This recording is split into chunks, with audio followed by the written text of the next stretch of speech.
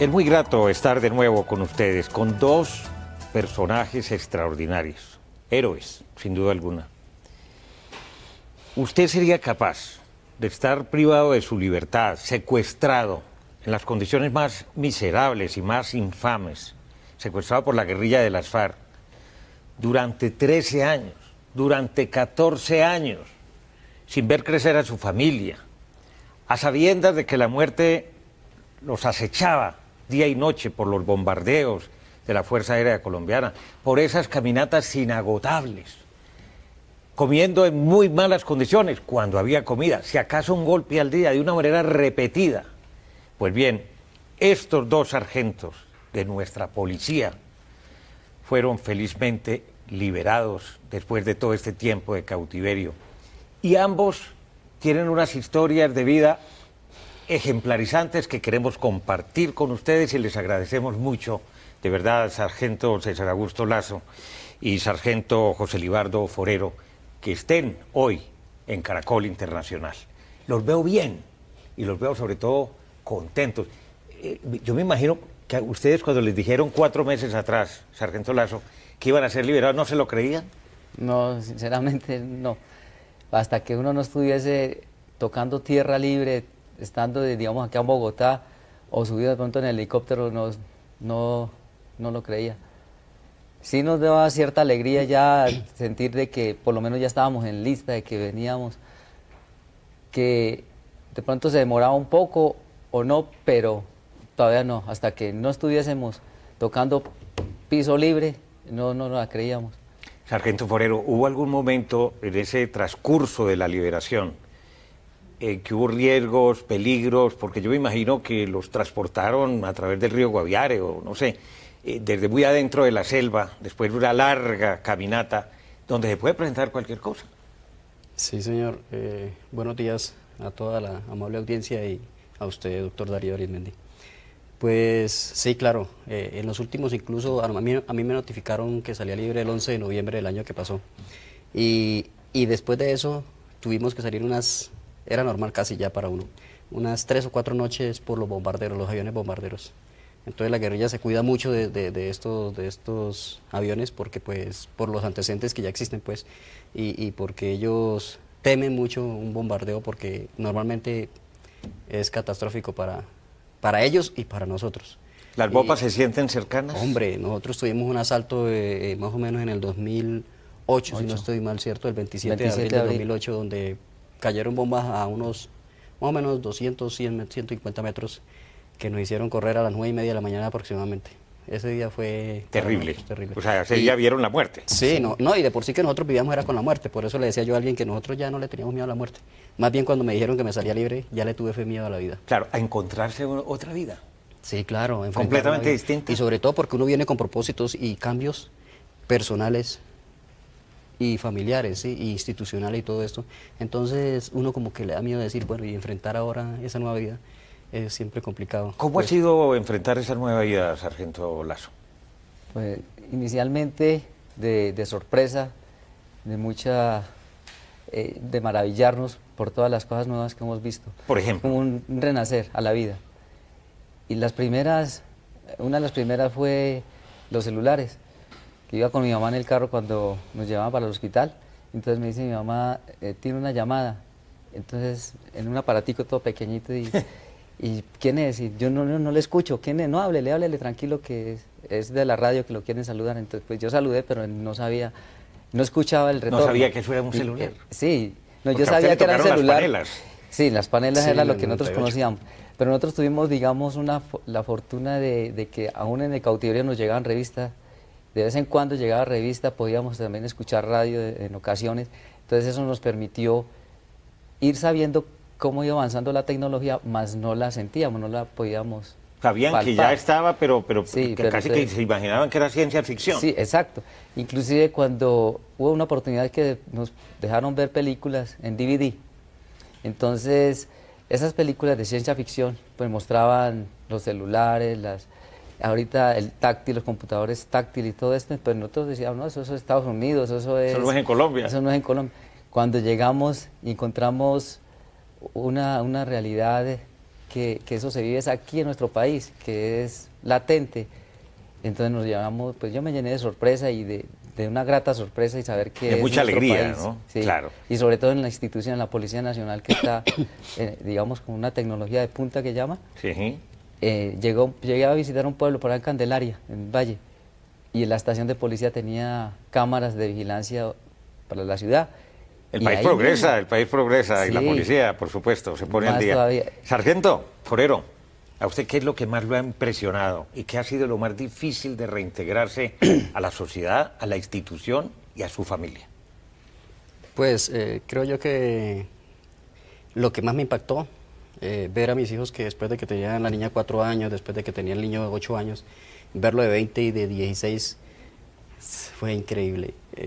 No pude aguantar ese sentimiento pues de que cómo han pasado los años y nosotros pues no lo notábamos mucho, porque no hay que darle mucha mente al tiempo, porque si uno le da mente al tiempo termina afectándose. Claro. Pero después de esto, ver los cambios a nivel... Digamos, ese reencuentro con las familias fue llanto, abrazos profundos, donde casi que no se reconocían. No, hombre, ¿usted cree que yo cargo una fotografía de mis hijos, que era mi única foto, la de mi esposa y la de mis hijos cuando tenían la edad que le estoy diciendo, mi esposa de 29 años, y pues ver una mujer ya mucho más madura y ver unos hijos mucho más grandes, eso fue un impacto duro porque no lo reconoce uno, o sea, uno... puedo yo comprobar científicamente que uno cambia... Es decir, si usted se los hubiera encontrado en la calle, no los hubiera reconocido. Le voy a contar una anécdota. Cuando nosotros nos volamos a la FARC, más o menos en el 2010, duramos un mes en la selva y todo eso, y nos recapturan y nos llevan ante el comandante Luis Albeiro Córdoba. El del Frente 44, ¿no?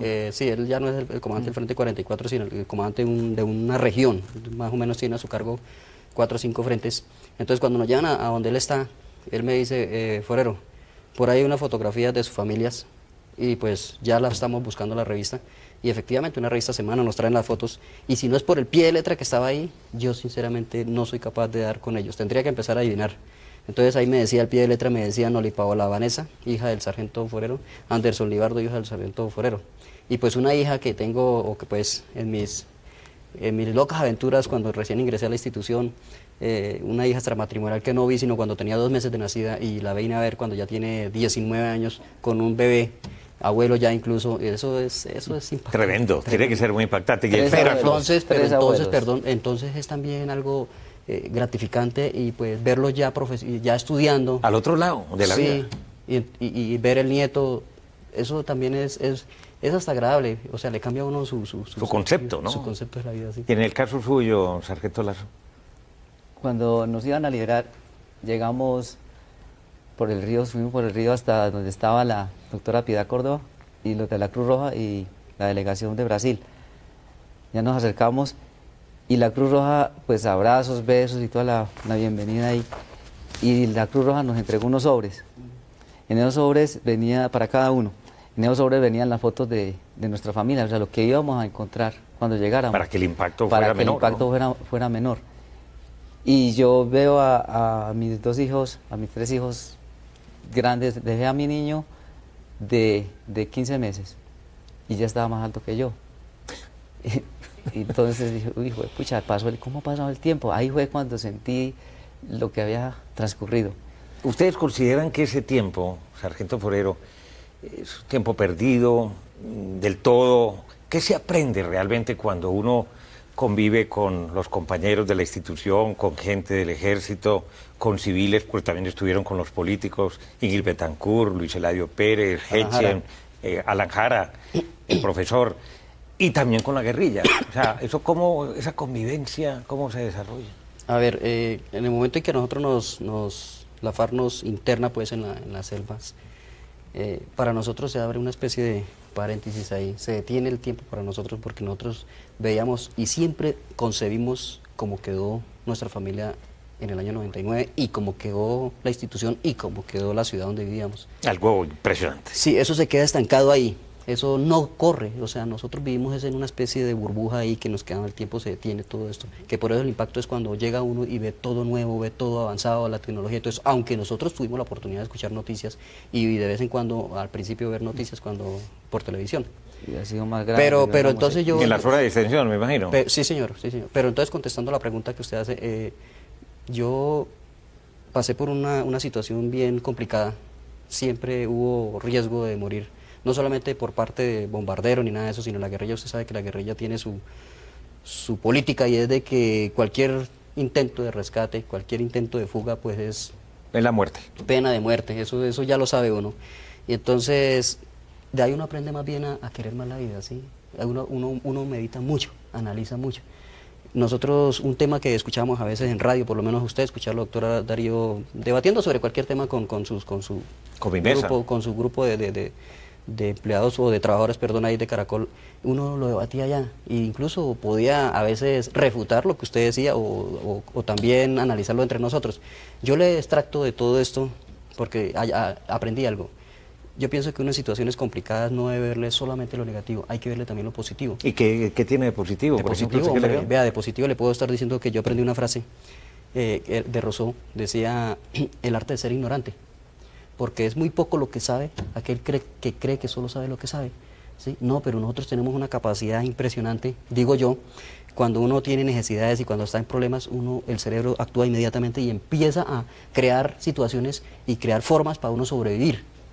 Entonces yo le decía, por lo menos incluso aquí, doctor Darío, yo le hice un detalle así como, esto está hecho antes de la fuga. Incluso le comento que son 5 lapiceros de estos, que yo le hice a el señor Juan Gozaín, sí, señor, al de la carrilera Nelson Moreno Holguín, a una señora senadora que ya no es senadora, que se llamaba Lucero Cortés. Cortés, sí. Yo traía 7 cosas, perdón, porque después le digo otras 2. Y estos lapiceros, este lapicero tiene más de 3 años de hecho. Sí, esto huele a selva incluso.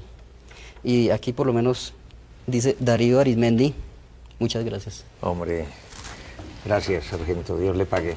Muy emocionante. Para usted. Muy emocionante, además, absolutamente espectacular. Y... Entonces, de positivo, ¿qué? Yo no sabía hacer esto, doctor. Yo no sabía hacer eso, y uno lo va aprendiendo a hacer, y uno empieza a hacer. Yo hice 100 de esos más o menos, y lo he estado repartiendo a todas aquellas personas. En eso empleaban buena parte del tiempo, en hacer artesanías. Precisamente eso, es ocupar nuestro tiempo. Hay que ocupar la mente. Sí, ocupar la mente. Permanentemente. Permanentemente, porque pues usted sabe que el cerebro está creando neuronas en la medida en que usted aprendiendo. Santa Teresa decía que la imaginación es la loca de la casa. Sí, señor, porque nosotros podíamos crear cosas como por lo menos estas, ¿sí? O sea, había la necesidad de crear un aparato para entorchar, un ejemplo, para entorchar pitas. Eso incluso está hecho de solo entorchados, ese lapicero. Hay otros que no, porque la guerrilla no facilitaba los materiales. Entonces, ¿qué pasa? Resulta que uno tiene que inventarse unas pitas para poderlas enrollar. ¿Y el hilo y esto dónde lo sacan? De las camisas. De las camisas. Esa corbata está incluso buena para desarmarla y sacar los hilos de ahí. Sacar un bonito color. Por los colores. Entonces a esto le llamamos el Ferrari. ¿Sí? Se entorchan hacia la derecha y para que quede así como está el cordel, entonces luego hay que entorcharlo hacia la izquierda. Qué belleza, sí, hombre, entonces, qué maravilla, qué maravilla. Todo eso. ¿Qué pasa con esto? Óigame, pero lo que tiene ahí en la mano, el mango, ¿es hecho de qué? ¿Eso es como un frasco? No, eso es de madera. Esto es de un desodorante. Eso de un desodorante. Sí. O sea, ahí tienen que avivar la imaginación, a ver. Hombre, esto no lo invento yo, esto lo inventó un compañero nuestro de la policía que se llama Carlos José Duarte, un tipo de mucha iniciativa. Mucha creatividad. Yo le aprendí mucho a él, incluso él trae un chinchorro que lo hacía y lo aprendí a hacer. Nosotros hacíamos mallas, atarrayas, hacíamos... Para pescar. Para pescar. ¿Y pescaban? Nosotros pescábamos de vez en cuando. Cuando los dejaban. Sí, señor, pero quiero decirle que no todo el tiempo puede ser una vaina así, porque hubo tiempos en que no hubo presión de nada. Muy tranquila la relación. No, la relación no, el ambiente en que nos encontramos. ¿Ustedes? Sí, entre nosotros. Entonces uno simplemente pedía permiso, porque no nos da permiso pescar un momento para distraernos. La rutina. Esa atarraya, o es una no, hamaca. Es un chinchorro. Un chinchorro. ¿En chinchorros parecidos a este era donde dormían? Sí, no. Nosotros dormíamos más en el suelo. En el suelo. Y a pesar de la humedad, sargento Lazo. Sí, mejor. O sea, yo dormía mejor en el piso porque... ¿Mejor que en una hamaca? Sí, porque en la hamaca me sentía mucho el frío de la noche, que como no teníamos pared, entonces el viento de la noche llegaba y me daba en la espalda, entonces y me tocaba levantarme mucho a orinar, entonces yo prefería mejor en el suelo. Tiraba unos plásticos y unos cartones que después me conseguía, así como los que andan por ahí. Hombre, ¿y usted qué aprendió a hacer? Así como el sargento Forero nos acaba de... Yo hacía estas también. Yo hacía los cordeles. Y yo hacía estos cordeles que era lo que más me rendía. Era un profesional para hacer cordeles. Sí, estos cordeles. ¿Pero sabía hacer antes? No. No. No, todo esto lo Nada de lo que aprendimos hay en aquí la- sabíamos nosotros hacer. Ustedes sabían No, disparar. No, eso era, no sabemos sino lo que es vigilancia y lo que es utilizar armamento y de pronto uno que otro reglamento para pues por lo que es cuestión institucional. Claro. Pero definitivamente uno es muy corto de visión porque uno allá era donde decía, imagine tantas cosas, el código del trabajo, nosotros no sabíamos nada de eso. Entonces yo por eso invitaba a los amigos, a los compañeros de la institución, hay que leer porque uno sale pensionado y mucha gente no sabe ni cuáles son sus derechos, ni cuáles son sus ventajas de estar pensionado. Todo eso No, y nosotros- además leer, nosotros- entretiene, culturiza, informa. Sí, Pues, no, de esa lectura que nosotros Sí. teníamos, que a veces nos permitían allá, y de esos conocimientos que uno traía de la vida institucional, pues le transmitíamos a los guerrilleros, que muchos de ellos son ignorantes en muchas cosas. Analfabetas incluso. Entonces, ellos conocieron qué es la Constitución, sabían que los poderes del Estado. Entonces ellos nos decían, bueno, ¿en qué consiste eso? ¿Qué? Y eso nos permitía también educar en cierta manera a esta gente cuando podíamos, porque a ellos no nos dejaban hablar con nosotros. Y todas estas actividades nos permitían quemar el tiempo. Quemar el tiempo. Quemar el tiempo. Y Qué en forma interesante. productiva. Pero es que ya En vamos forma a regresar, productiva. vamos a cumplir con un primer corte de comerciales. Regresamos en unos segunditos porque hay muchas anécdotas, muchas historias maravillosas, durísimas, se pueden contar y todos los televidentes entretener, pero vívalas en la selva.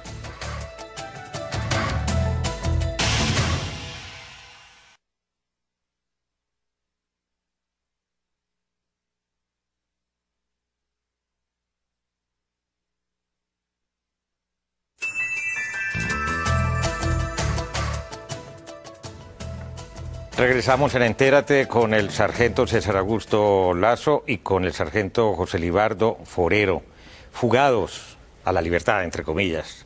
Recuperaron su libertad después de 13 y 14 años de estar secuestrados.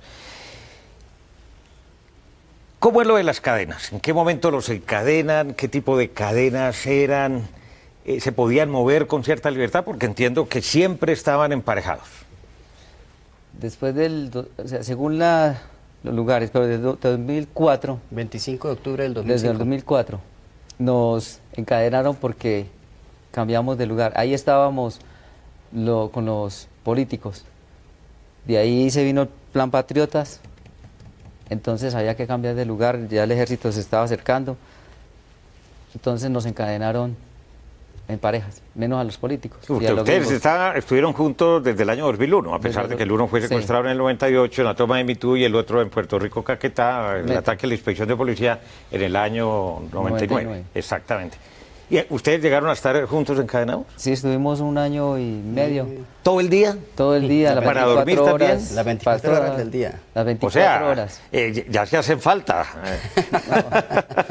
Ya es hora He del compartido divorcio. más con él que con mi esposa. La hora del ¿Esas día. cadenas maltratan o es simplemente el Y no, impedimento ellas iban en al el cuello. Ellas iban al cuello de aproximadamente 1,5 metros, 2 metros. A veces uno las quería que nos colocaran más largas para poder tener un poco más de movimiento? de movimiento. Y eso fue lo más tormentoso en parte, pero teníamos que pensar de que no las teníamos para poder afrontar la situación. Para perder menos dignidad. Para perder menos dignidad y para poder vivir y sobrevivir. ¿Y en las caminatas también? A toda Todo el hora, tiempo. las ¿A toda 24 hora? horas. O sea, iban en las caminatas Con ella ahí se el vale equipo con la atrás. cadena al cuello. Siempre van a cadena al cuello, siempre. Con candado. Candado acá. Y 2 candados a veces. Y eso a veces me imagino que puede generar molestias entre la pareja, porque el uno quiere ir más rápido, el otro más despacio, uno se ofusca, accidentalmente comete un error. Sí, sí, todo eso. Y entonces hay peleas, hay roces. Sí, habían, es normal, sí hay entre los esposos que tienen más libertad Pero de se aprende movimiento, a pero comprender y a perdonar. Se aprende Sí, a claro. convivir, se aprende a tolerar, se aprende a perdonar y a asumir entre los dos una misma meta, que hay que sobrevivir para salir adelante porque hay familia que nos espera, sobre todo la familia, y hay una fuerza que nos ayuda, que es la fuerza de Dios, la fuerza espiritual, que de pronto... Se piensa mucho en Dios, se vuelve uno muy espiritual, reza, invoca permanentemente. Sí, esa es la fuerza interior que nos hizo salir adelante. Ustedes, en el caso suyo, sargento Forero, ¿hubiera querido ser rescatado ¿O no? ¿O le daba temor cuando decía, ahora de pronto hay una operación rescate? Nosotros siempre pensamos que la fuerza pública cumple una misión y tiene un objetivo, pues, que es el rescate. Eso es indiscutible. Y llegan momentos tan duros, tan difíciles de verdad en esa selva, momentos de verdad en que uno no puede dormir, en que ya... Está enfermo, tiene hambre. No, yo estuve a punto de morir incluso por un palo, y muy una amibiasis. ¿En el 2007? En el 2006 estuve muy mal, muy pero grave. mal. A mí me tenía un compañero, un cuñado que le digo yo del ejército, me tenía que ayudar a ir al Chonto. Pues el Chonto es el sitio donde uno hace sus necesidades. Y yo nunca me había visto tan mal en mi vida. En ese entonces... Y además en otras ocasiones, por lo menos a nosotros nos impactó un rayo, mató un guerrillero. ¿Ah, sí? Sí, señor, y hirió a otros, incluso a los dos que estamos aquí presentes, también nos impactó el rayo. Y a mí me paralizó todo esto de aquí para abajo. Yo alcancé a caer inconsciente. Instantáneamente. No, y con lo que es un rayo que cae a menos de 8 metros. A mí me cayó a menos de un metro. A menos de un metro. El guerrillero que murió estaba a 1 metro de donde Lo que pasa es que él cae en un árbol muy fuerte y entonces el guerrillero tiene el fusil terciado acá. Él sirvió de antena para el impacto del rayo, porque el rayo cae del palo. El palo lo baja y como él está cerca, entonces le cae a él. Ellos están más cerca, están como a 3 metros del guerrillero y nosotros estamos como 4, pero las raíces del rayo llevaron la energía, pues, y yo tenía un pie y yo quemé un toldillo que tenía aquí debajo, lo quemé con un hueco así yo descubrí ahí, pues, no sabía, pero a uno la energía le sale por cualquier parte del cuerpo. Al guerrillero le salió por acá, que eso fue lo que lo afectó. Eso lo mató, y lo mató. A otro le salió por un pie y le quedó una cicatriz a Moreno, el sargento del ejército. A mí me salió por aquí, por el lado de la nalga, y quemé el toldillo. Y a otros, entonces... ¿A usted no le salió por ningún lado? No, pero yo caí tal vez desmayado. De pronto sí le salió por algún lado, pero estaba parado. Yo estaba en ese momento con Moreno. Entonces caímos desmayado y me incorporé rápido. Cuando no me podía dormir, yo me ponía a rezar, a orar y en ese momento cuando yo caí, hice una oración y me desperté, entonces veo a Moreno ahí, entonces comienzo a darle masaje, pero instantáneo, yo no sé por qué lo hice. Una cosa instintiva. Sí, instintiva, y comencé a darle así, fuerte, y después veo a Lucho Beltrán que está sobre la cama de él. Que también estaba... También inconsciente, a él se le quemaban los vellos del pie. Y ya los compañeros que no habían sufrido ninguna lesión, pues que los atendieran, que los levantaran, y fue pasando cuando veo a mi izquierda al guerrillero ya muerto. Y a los compañeros que estaba con él, está más allá, se levanta, se incorpora todo trambulecos, botando sangre por la nariz. Y botando sangre por la nariz. No podía incorporarse. Y ya había comenzado a caer agua, entonces sobre el techo, eso no se escuchaba nada. Allá cuando llueve, rayos, truenos, terribles. No, ya después eso quedó un trauma muy tremendo, porque ya habían tormentas eléctricas y la cadena, que es un polo, pues que... Bombardeos, tormentas, tempestades. Tiros idos de los guerrilleros también. Doctor Darío, estábamos en esa pregunta precisamente porque todo eso creaba usted me pregunta por los rescates, estábamos en que eso ya a uno le decía, uy, Dios mío, que se meta un rescate, o señor, que ya acabe con nosotros, ¿sí? Porque definitivamente era mejor morir, que seguir viviendo por esa presión tan tenaz y por la falta de la familia. Yo una vez dije, doctor, sinceramente a mí la cadena no me afectaba, a mí me afectaba era la falta de mujer. La falta de mujer, más que el encadenamiento. Sí, la cadena a mí no me afectaba para nada. Porque sexo, pues, ¿cómo? No, nada, y además, pues, con la guerrillera siempre era una distancia, siempre... No se veían, no se acercaban. En la medida en que se iban sucediendo hechos en la guerrilla, ellos van tomando medidas, que se voló una guerrillera con un soldado, que se volaron una guerrillera... Que se voló pinchado. Eso, todo eso, entonces ellos toman medidas. Que se voló Ingrid. Que se voló y todo eso, entonces todo eso... ¿Y ustedes se enteraban de todo eso? Sí, claro, nosotros teníamos de vez en cuando radio porque no teníamos radio permanente, pero hay una cosa que sí le quiero decir, doctor Darío, que de todo eso y sobre todo eso existe algo que es muy interno, la fuerza de voluntad y lo espiritual.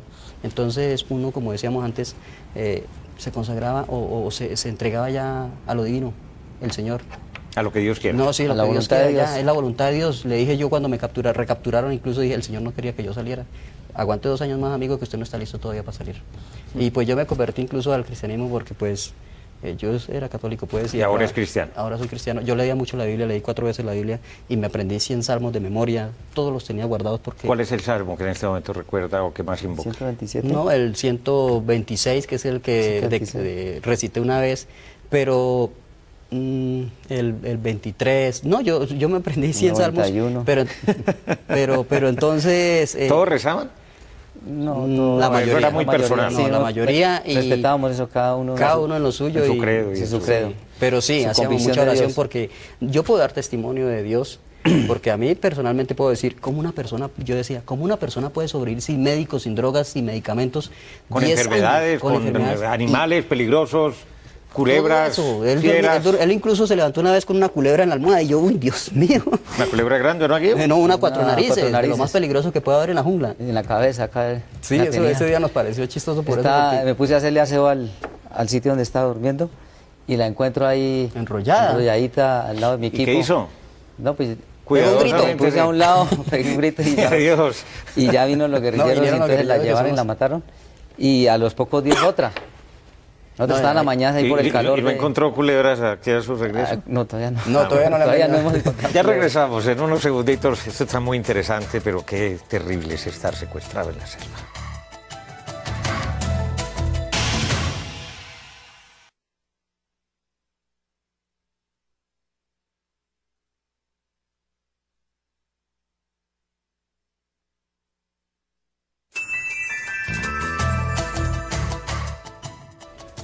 Con el sargento César Augusto Lazo y con el sargento Forero.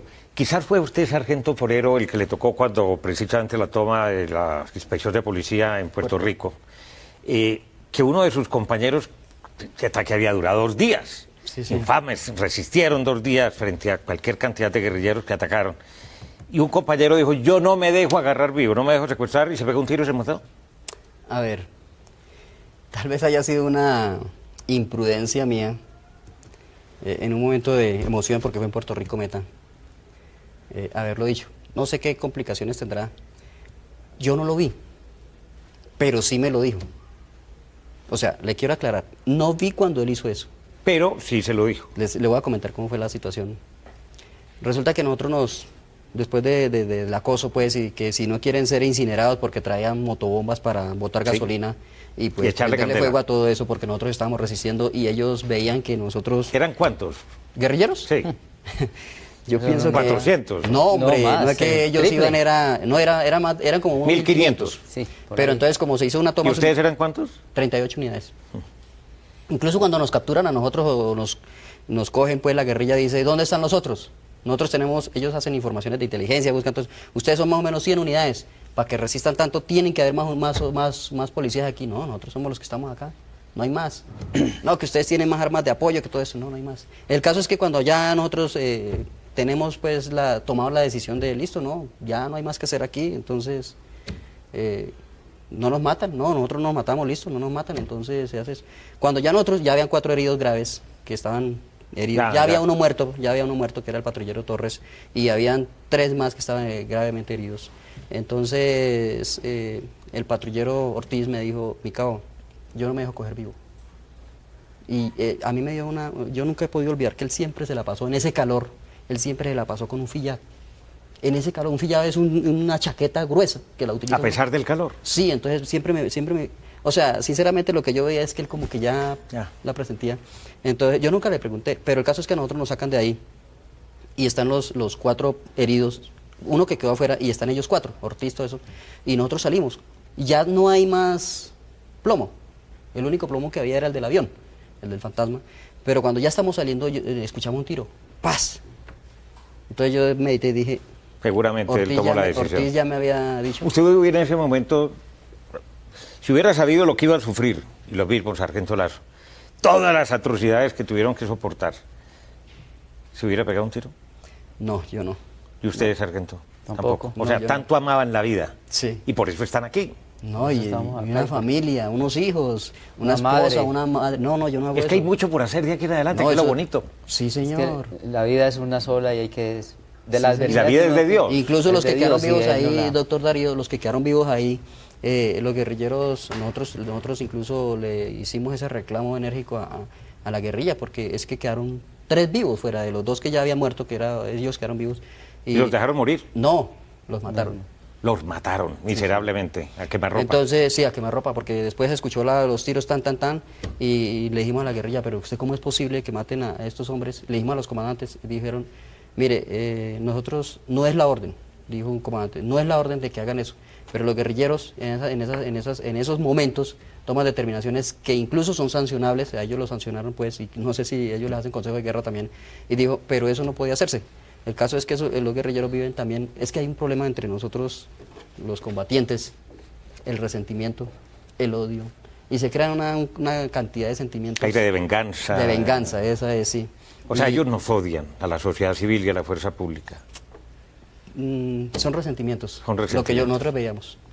Pero que hay algunas personas allá pues pues, no sé, ellos toman medidas contra todo eso, pero aún existe mucho resentimiento y con algunas clases de este país que eso lo manifiestan cada ratico con nosotros. Claro. A nosotros cada ratico incluso con nosotros eran mucho más duros que con los políticos. Uno veía y decía, pero ¿cómo ustedes? Pueblo con pueblo. Nosotros somos pueblo y hay unas personas políticas, no queriendo decir con ello que entonces tengan que darles un maltrato a ellos, ¿no? Pero igual si les dan un buen trato, que lógicamente que era sea para todos, cuando y no era todo el que sea tiempo. humano para todos. Sí, no era todo el tiempo. Que haya unas tampoco, reglas del juego en el derecho internacional humanitario. Sí, entonces uno decía, ¿cómo? Como en las películas, como en las series de la televisión, continuará. Porque dentro de 8 días vamos a estar en Entérate, de Caracol Internacional, contando cómo se planeó la fuga, qué pasaba, mientras tanto, en el campamento donde estaba el sargento Lazo con el resto de sus compañeros, y qué hacía, cómo resistió, cómo lo hizo. Muchos detalles que no se han conocido y que forman parte de una historia vergonzosa de Colombia, la del secuestro a manos de las FARC y el Ejército de Liberación Nacional. Ya regresamos. Sargento Lazo, muchas gracias por estar con nosotros y por continuar dentro de 8 días aquí en Entérate. A usted por invitarnos y a la amable audiencia por escucharnos. Sargento José Libardo, gracias, pero continuamos dentro de una semana. A ustedes, doctor. La fuga. Recuerden que ustedes pueden seguirnos en Twitter a través de nuestra cuenta @entératecaracol. También puede escribirnos a través del correo electrónico enterate@caracoltv.com.co. Visite nuestra página web www.noticiascaracol.com/entérate. Allí podrá participar en nuestros foros, acceder a todos nuestros capítulos completos, a todos los anteriores. Y como siempre los espero la próxima semana. La fuga.